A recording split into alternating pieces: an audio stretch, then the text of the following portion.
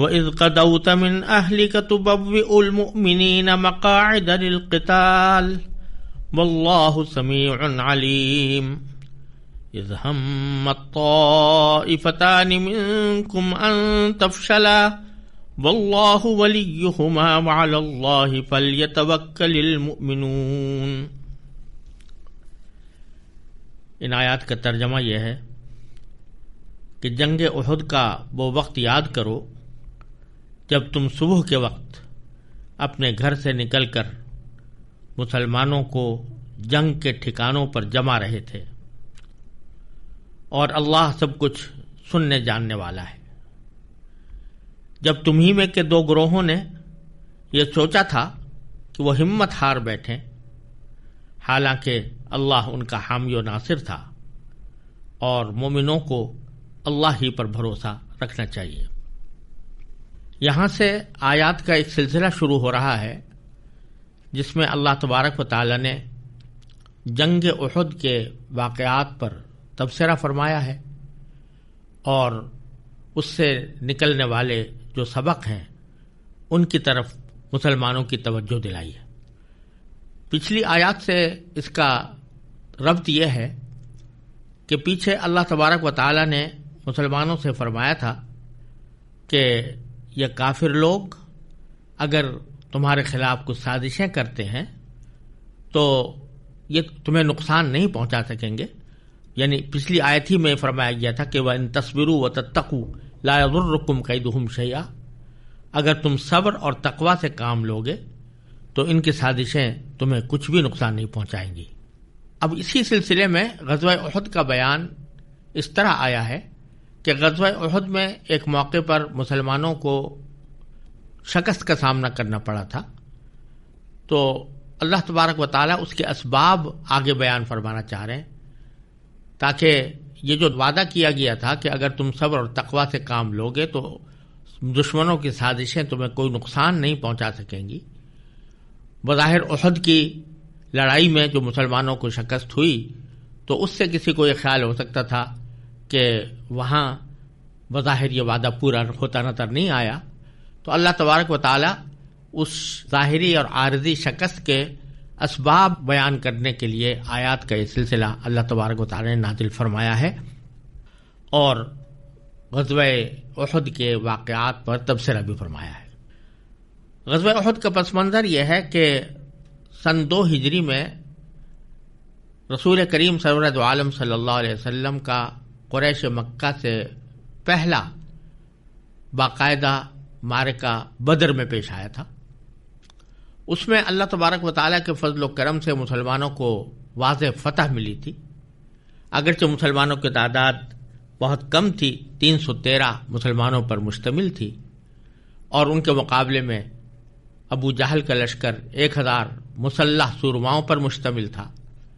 اس کے باوجود اللہ تبارک و تعالی نے فتح مبین عطا فرمائی۔ قریش کے 70 سردار اس میں مارے گئے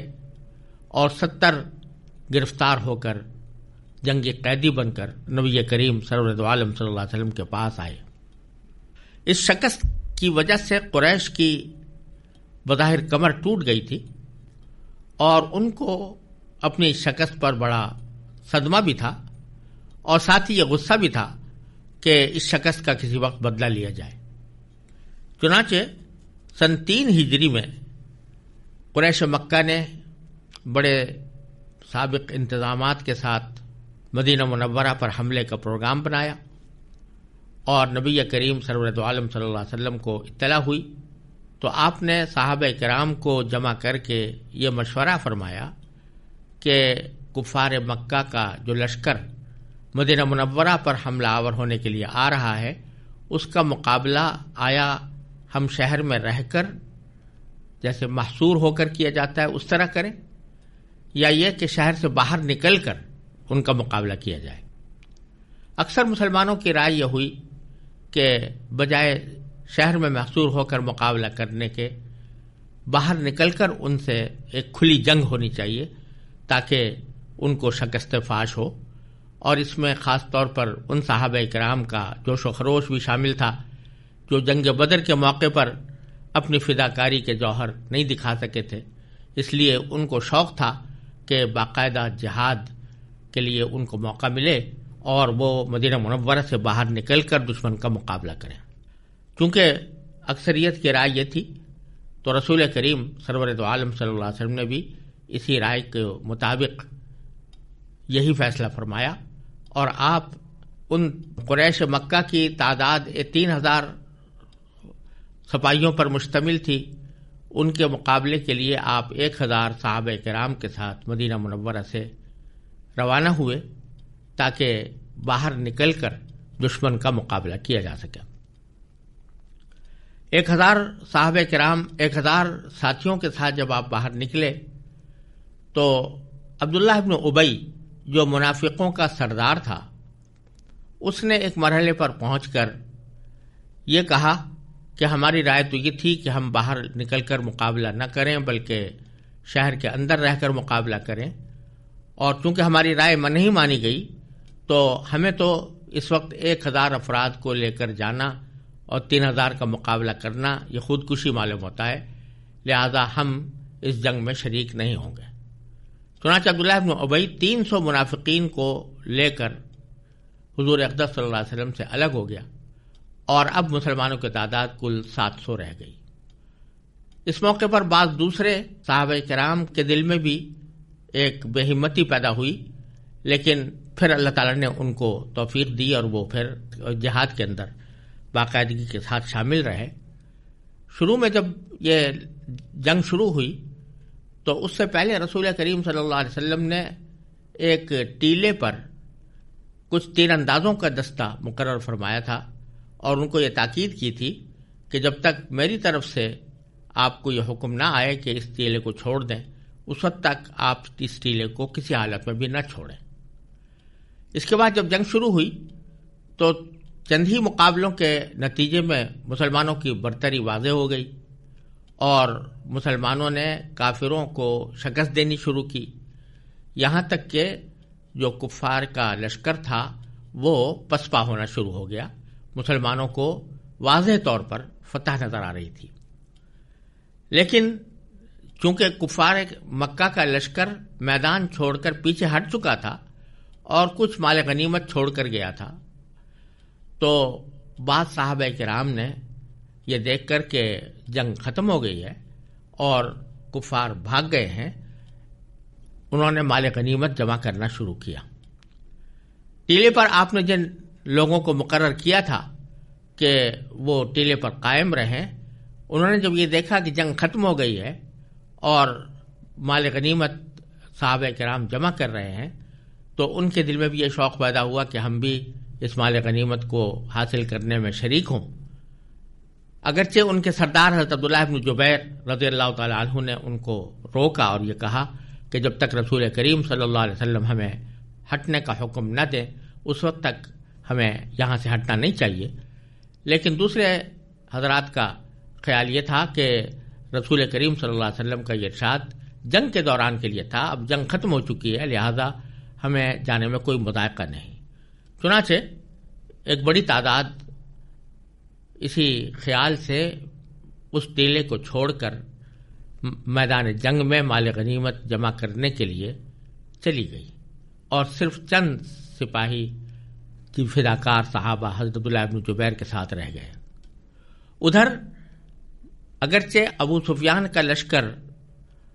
منہ موڑ چکا تھا اور اس کو شکست ہو گئی تھی، لیکن اس وقت حضرت خالد بن ولید رضی اللہ تعالیٰ عنہ مسلمان نہیں ہوئے تھے اور کفار کی طرف سے لڑنے کے لیے آئے تھے۔ وہ اس طاق میں تھے کہ کسی طرح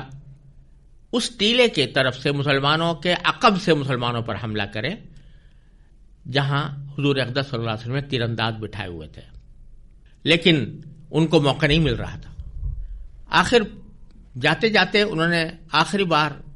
یہ دیکھنا چاہا کہ اب اس ٹیلے کی کیا کیفیت ہے، تو ان کو نظر آیا کہ وہاں چند افراد کے سوا باقی لوگ موجود نہیں ہیں، تو انہوں نے اس ٹیلے کے اوپر چڑھ کر ان صحابہ کرام کو شہید کیا اور پیچھے کی طرف سے مسلمانوں پر حملہ آور ہوئے۔ یہ حملہ اتنا ناگہانی تھا کہ اس کے نتیجے میں مسلمان تتر بتر ہو گئے اور اس کی وجہ سے ان کو ہزیمت اور شکست کا بظاہر سامنا کرنا پڑا۔ اور اسی دوران ایک اور مصیبت یہ ہوئی کہ کسی نے یہ افواہ پھیلا دی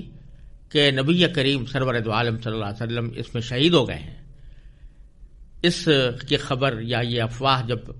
بعض صحابہ کرام کے کانوں میں پڑی تو وہ حوصلہ ہار بیٹھے، اور ان میں سے کئی حضرات جو ہیں وہ میدان چھوڑ کر اس خیال سے جانے لگے کہ جب رسول کریم صلی اللہ علیہ وسلم تشریف فرما نہیں ہے تو اب مقابلہ بے سود ہے۔ بعض صحابہ کرام کشمکش کی حالت میں ہتھیار چھوڑ کر کھڑے ہو گئے۔ البتہ کچھ صحابہ کرام ایسے تھے جو رسول کریم صلی اللہ علیہ وسلم کے ساتھ تھے، اور کچھ ایسے تھے کہ جنہوں نے یہ کہا کہ اگر حضور اقدس صلی اللہ علیہ وسلم تشریف فرما نہیں ہے تو ان کا دین تو باقی ہے، لہذا ہمیں اور زیادہ سرگرمی سے جہاد میں حصہ لینا چاہیے۔ وہ حضرات جمع رہے۔ سرکار دو عالم صلی اللہ علیہ وسلم پر قریش کی طرف سے، تیر اندازوں کی طرف سے مسلسل حملے ہو رہے تھے۔ اسی میں سرکار دو عالم صلی اللہ علیہ وسلم کا دندان مبارک شہید ہوا، اور بعض جانثار صحابہ جو آپ کے ارد گرد تھے انہوں نے تیروں کے حملے کو اپنے اوپر لیا اور سرکار دو عالم صلی اللہ علیہ وسلم کو محفوظ رکھنے کی کوشش کی۔ یہ مسلمانوں کی یہ ہزیمت اور شکست کچھ دیر برقرار رہی۔ اس کے بعد اللہ تبارک و تعالی نے ایسی توفیق عطا فرمائی کہ پھر مسلمانوں میں جماؤ پیدا ہوا، اور اس جماؤ کے نتیجے میں وہ شکست جو ہو رہی تھی وہ اس طرح ختم ہوئی کہ اس کے نتیجے میں پھر بالآخر ابو سفیان اور ان کے لشکر کو یہ حوصلہ نہ ہوا کہ وہ مدینہ منورہ میں داخل ہو سکیں، اور وہ واپس چلے گئے۔ اس جنگ کے دوران جو واقعات پیش آئے ان پر اللہ جل جلالہ نے ان آیات کریمہ میں تبصرہ فرمایا ہے، اور ان آیات کے اندر اس سے ملنے والے بہت سے سبق بھی اللہ تبارک و تعالی نے دیے ہیں۔ تو یہاں سے اس سلسلہ کلام کا آغاز ہو رہا ہے، اور اس میں اللہ تبارک و تعالی نے فرمایا کہ اذ غدوت من اہلک، اے پیغمبر وہ وقت یاد کرو جب تم صبح کے وقت اپنے گھر سے، اپنے گھر والوں کے پاس سے نکلے تھے۔ اس میں یہ بھی بتا دیا اللہ تبارک و تعالی نے کہ جب آپ گھر سے نکلے تھے تو صبح کا وقت تھا، اور یہ بھی بتا دیا کہ آپ اس وقت اپنے گھر میں تشریف فرما تھے۔ اور اس میں ایک طرف یہ اشارہ بھی ہے کہ اگر جہاد کا موقع آ جائے اور اللہ تبارک و تعالی کی طرف سے جہاد کا حکم ہو تو پھر انسان کو اپنے گھر بار کی پرواہ نہ کرنی چاہیے، اور اس وقت میں جبکہ ایک دشمن حملہ آور ہو چکا ہے تو اپنے گھر والوں کو چھوڑ کر وہ مقابلے کے لیے اس کو نکلنا چاہیے۔ تو فرمایا کہ اذ غدوت من اہلک، جب تم صبح کے وقت اپنے گھر سے نکل کر گئے تھے، تبوئ المؤمنین مقاعد للقتال، کہ مسلمانوں کو جنگ کے ٹھکانوں پر جما رہے تھے۔ یہ اس طرف اشارہ ہے کہ اگرچہ فتح اور نصرت ہمیشہ اللہ تبارک و تعالیٰ کی طرف سے آتی ہے، اور مسلمانوں کی امداد و نصرت بھی اسی کا کام ہے، لیکن مسلمان کا کام یہ ہے کہ وہ اپنے ظاہری اسباب جتنے اس کے پاس میسر ہیں ان کو پوری طرح بروئے کار لائے۔ لہذا جنگ کا مطلب یہ نہیں ہے، جہاد کا مطلب یہ نہیں ہے کہ غیر منظم بھیڑ کے طور پر آدمی کسی جنگ میں شریک ہو جائے جس میں کوئی نظم و ضبط نہ ہو، بلکہ نبی کریم سرور دو عالم صلی اللہ علیہ وسلم کے اس عمل کو اللہ تبارک و تعالی نے خصوصی اہمیت کے ساتھ ذکر فرمایا کہ آپ مسلمانوں کو جنگ کے ٹھکانوں پر جما رہے تھے، یعنی اس کی صف بندی کر رہے تھے، اور ہر ایک کو بتا رہے تھے کہ کس کو کہاں کھڑا ہونا ہے اور کس کا کیا فریضہ ہوگا۔ واللہ سمیع علیم، اور اللہ تعالیٰ سب کچھ سننے جاننے والا ہے۔ یہ بتا دیا کہ اللہ تبارک و تعالیٰ چونکہ ہر ایک کی بات سنتا ہے، ہر ایک بات کو جانتا ہے، لہذا اس کے علم میں تھا کہ اس موقع پر کیا واقعات پیش آنے والے ہیں، کیا سازشیں ہونی ہیں، اور کیا واقعات پیش آ کر مسلمانوں کو کس وقت فتح ہوگی اور کس وقت شکست ہوگی، کن اسباب کے تحت ہوگی، وہ سب اللہ تعالیٰ کے علم میں تھا۔ پھر آگے فرمایا کہ اذ ہمت طائفتان منکم، جب تمہیں میں سے دو گروہوں نے یہ سوچا تھا کہ ان تفشلا، کہ وہ ہمت ہار بیٹھے۔ اس سے اشارہ ہے، دو قبیلے تھے، بنو حارثہ اور بنو سلمہ، یہ دونوں انصار کے قبیلے تھے اور مخلص مسلمان تھے، لیکن جب عبداللہ ابن ابی اپنے 300 ساتھیوں کے ساتھ میدان جنگ سے فرار ہو گیا تو اس موقع پر ان مسلمانوں کے دل میں بھی ڈگمگاہٹ پیدا ہو گئی اور ان کے دل میں بھی خیال آیا کہ 3000 کے مقابلے میں صرف 700 افراد بہت تھوڑے ہیں اور مقابلہ بڑا سخت ہوگا، اور ایسے میں جنگ لڑنے کے بجائے الگ ہو جانا چاہیے۔ لیکن پھر اللہ تعالیٰ نے مدد فرمائی اور یہ ان کے دل میں جو خیال آیا تھا بعد میں انہوں نے اس پر عمل نہیں کیا، جنگ میں شامل ہوئے۔ تو اللہ تعالیٰ ان کی طرف اشارہ فرما رہے ہیں کہ اذ ہمت طائفتان منکم، جب تمہیں میں کے دو گروہوں نے یہ سوچا تھا کہ ان تفشلا، کہ وہ ہمت ہار بیٹھیں، لیکن اللہ تعالیٰ فرماتے ہیں واللہ ولیہما، اور اللہ ان کا حامی و ناصر تھا۔ اشارہ اس بات کی طرف فرما دیا گیا کہ ان کے دل میں جو یہ خیال آیا تھا یہ کسی نفاق کی وجہ سے نہیں تھا، نہ ان کے دل میں خدا نہ کرے کسی کفر اور ارتداد کا کوئی خیال تھا، لیکن ایک بشری تقاضے سے ان کے دل میں ایک بزدلی پیدا ہوئی تھی اور کمزوری پیدا ہوئی تھی، اور یہ خیال آیا تھا کہ اتنے بڑے لشکر کا مقابلہ کرنا کہیں ہمارے لیے دشوار نہ ہو، اس وجہ سے ان کے دل میں یہ خیال آیا تھا۔ لیکن چونکہ ایمان ان کا کامل تھا، اخلاص پورا تھا، اللہ تعالیٰ کے اوپر ایمان تھا، اللہ کے رسول صلی اللہ علیہ وسلم کی اطاعت کا جذبہ تھا،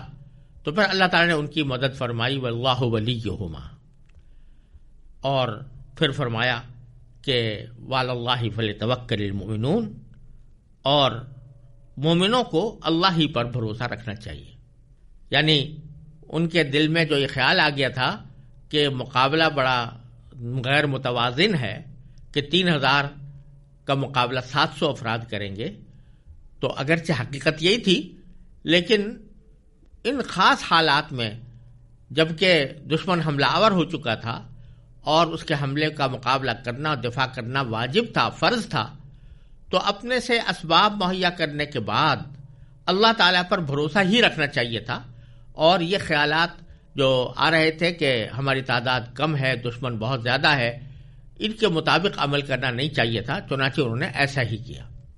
اسی بنو سلمہ اور بنو حارثہ کے بعض حضرات جب اس آیت کریمہ کا ذکر کرتے تھے اور بعض اوقات ان کو یہ خیال بھی ہوتا تھا کہ ہمارے دل میں اس وقت ایک غلط خیال آیا تھا، تو ساتھ ہی وہ یہ کہتے تھے کہ باوجود اس غلطی کے ہمارے لیے یہ کافی ہے کہ اللہ تعالیٰ نے فرمایا کہ واللہ ولیہما، یعنی اللہ تعالیٰ ان دونوں گروہوں کا حامی و ناصر ہے، تو ہمارے لیے بہت بڑا اعزاز ہے جو اللہ تبارک و تعالیٰ نے ہماری اس غلطی کے باوجود اللہ تبارک و تعالیٰ نے ہم پر جو تبصرہ فرمایا اور ہمیں جو اپنے آپ کو ہمارا حامی و ناصر قرار دیا، یہ ہمارے لیے بہت اعزاز کی بات ہے۔ اور یہ جو آگے فرمایا کہ اللہ تعالیٰ ہی پر بھروسہ کرنا چاہیے مسلمانوں کو، اس کا مطلب یہ نہیں ہے کہ آدمی ظاہری اسباب کو اختیار نہ کرے، بلکہ مطلب یہ ہے کہ ظاہری اسباب کو مناسب درجے میں جو انسان کے پاس میسر ہیں ان اسباب کو اختیار کرنے کے بعد پھر اللہ تبارک و تعالیٰ پر بھروسہ رکھنا چاہیے کہ اللہ تعالیٰ جو کچھ کریں گے وہ ہمارے حق میں بہتر ہوگا، اور ہمیں اللہ تعالیٰ کی ذات سے امید رکھنی چاہیے کہ وہ ہماری بے وسیلگی کے باوجود اگر ہم صبر اور تقوی سے کام لیتے رہے تو ہماری مدد فرمائیں گے۔